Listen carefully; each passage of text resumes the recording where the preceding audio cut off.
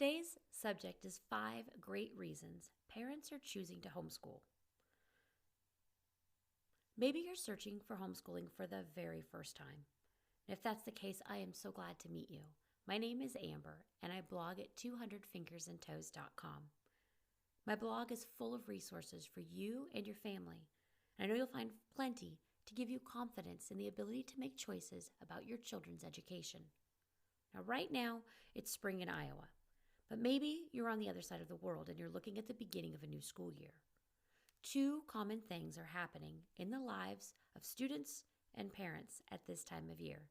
One thing, maybe your struggling student is showing signs that they are not improving in the second half of the school year. Dread is beginning to set in. I know the thoughts. You might be asking yourself, are we really going to waste another school year? The thought of losing all of the coursework and the work that's piling up now can be overwhelming.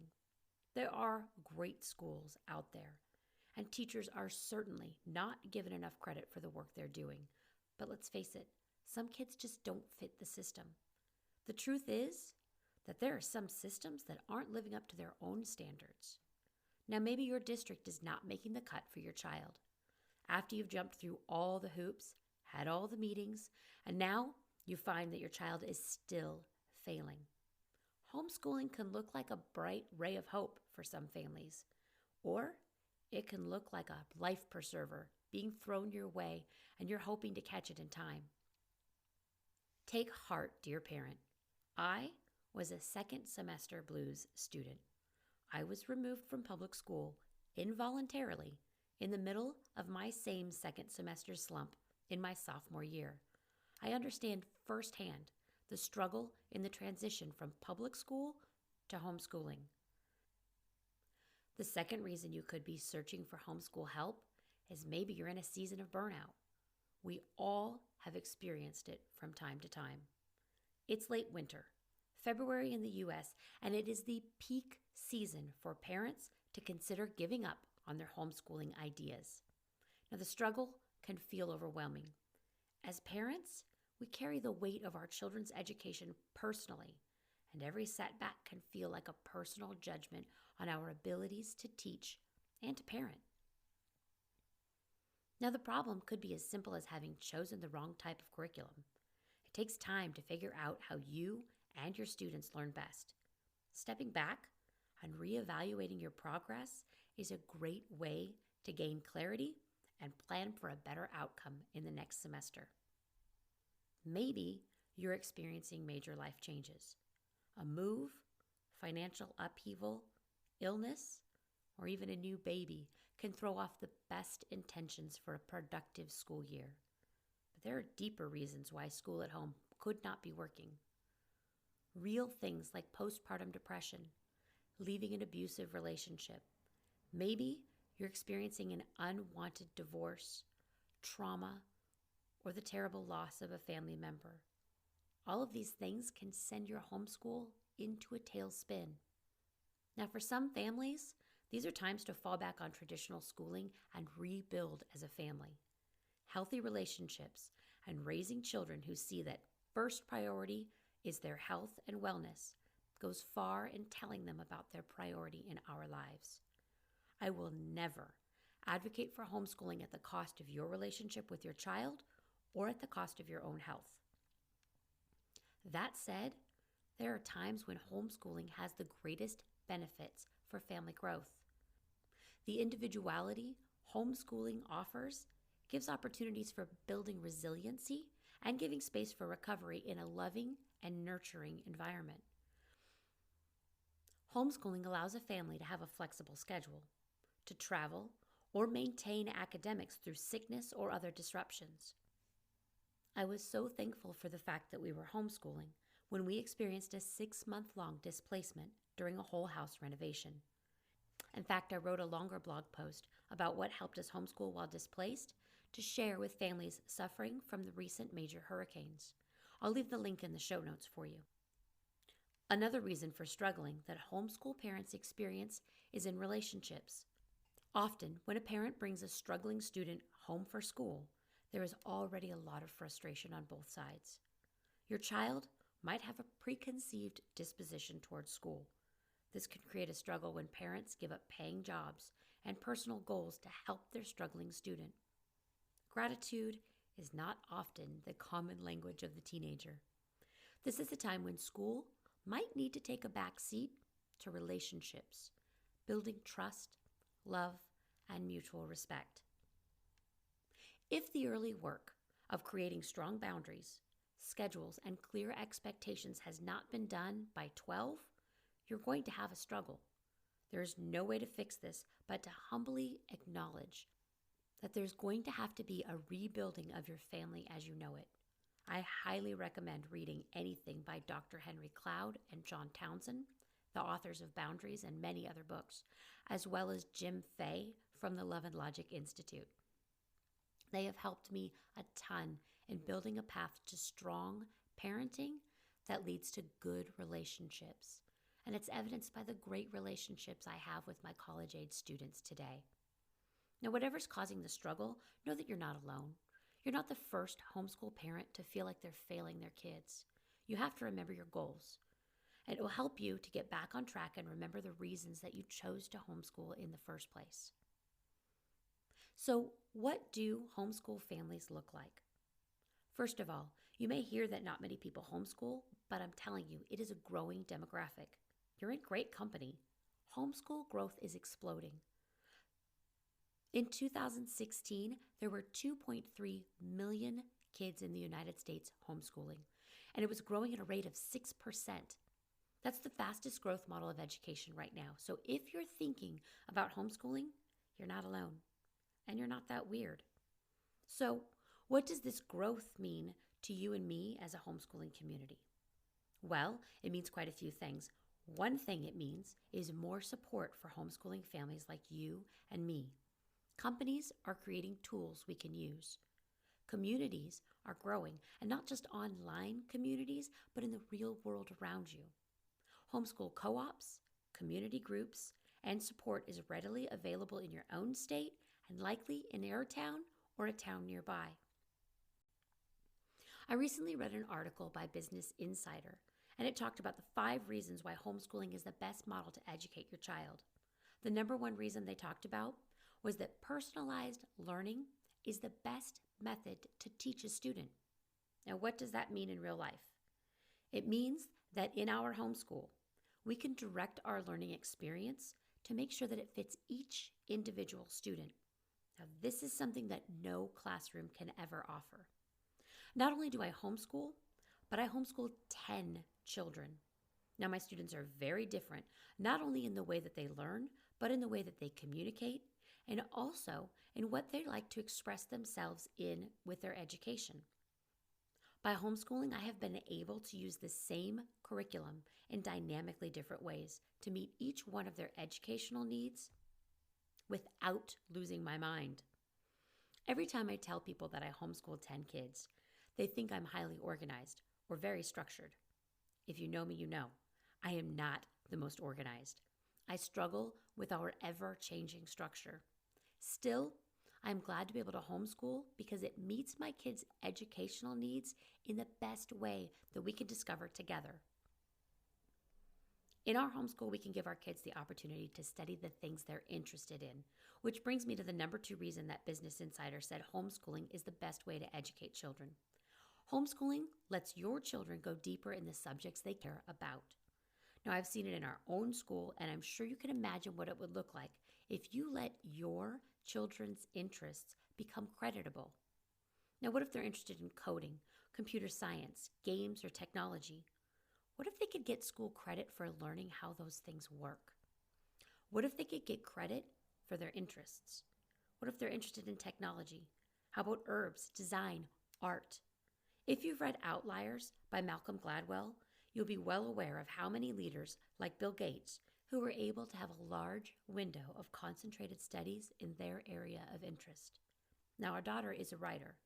We were able to explore online communities, NaNoWriMo, and all kinds of other different ways to get her interested and engaged in her writing beyond book reports and written copy work. When your students are learning about what they care about, they are willing to go further and dig deeper than they ever were before. Social media gives kids a way to create and develop friendships. Now, this is an area where I was hesitant to allow my children to explore. I'm not saying that I would turn over a digital device and let any child talk to anybody online. But what I am saying is this: the online community world is growing and changing. It is a place where your kids can meet homeschoolers and good teachers. It's a place to make tangible relationships, and they can find lifelong friendships. Now, it's an area where I went hand in hand with my students. We have lots of instruction and ground rules, but online friends and communities were part of their homeschooling experience. Another benefit of homeschooling is that students don't have to deal with cliques and bullying. I understand having sensitive students and how difficult it is for them to form relationships and to thrive in the public school setting. There are times that leaving the public school altogether is the only option. Homeschooling has been a great way to help those students create vibrant and healthy relationships with people who are their peers in a way that the public space does not allow for. Now, are we shunning friendships, isolating our children? Well, in our home, we're making room for real relationships. I would like to help dispel the socialization myth.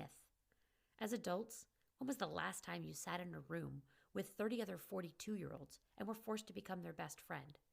In studies that I've read and researched online, I've discovered that homeschoolers are better adjusted socially upon entering college than their public school peers because of the large amount of time that they spend with adults doing research and connecting with others in their community. They're actually more adept at talking with their professors, better at communicating, and better prepared for their coursework. In fact, even in national surveys, homeschoolers do better than their public school peers in college retention rates, even outranking parochial and private schools. Now, I can definitely advocate for the fifth reason that homeschooling is the best way to learn. Schooling is not set apart from the real world. Unlike public schooling, where your children are in a building from 8 a.m. to 3 p.m. every day, homeschooling can be done in a multitude of ways, locations, and experiences. We're not stuck in the middle of four walls. So what has homeschooling allowed us to do? So many opportunities in this world happen between the hours of 8 a.m. and 4. The advantage for us is that we can take those field trips when the crowds are away. We can visit museums when adults aren't busy and have time to talk with our kids about the exhibits. We can take classes during daytime hours. We can extend our lessons and go deeper if we want to. And we have opportunities to make those things fit into our day because we're not cramming everything into one day or even one visit. So what are the other reasons that somebody would choose to homeschool? Well, I would be remiss if I didn't say relationship building is the foundation of our choice to homeschool. Honestly, education comes second to building a relationship with your child. I readily give this advice to parents who are bringing their kids home from public school. Spend the majority of your time building your relationship with your child. If you spend the time and do the work to lay this foundation and recover the relationship, if you will build love and respect between one another, good communication, it will go far in your homeschool experience. Many times I read questions from parents who are having trouble with their 12 to 15-year-old who won't listen to them, won't respect them, or won't do the homeschool work that their parent is asking them to do. Now, I often wonder if they invested the time in developing the foundation within their relationship that was necessary to get the respect that they need now. If I could go back in time, I would tell those parents, spend the early years building mutual respect and love with their child. Begin practicing discipline in a way that creates trust and develops better relationships. This is the greatest thing about homeschooling, is that you can build a relationship with your child that will last forever. When I homeschool, I like to remind myself, I am raising my peers. I am raising the people I will work with someday.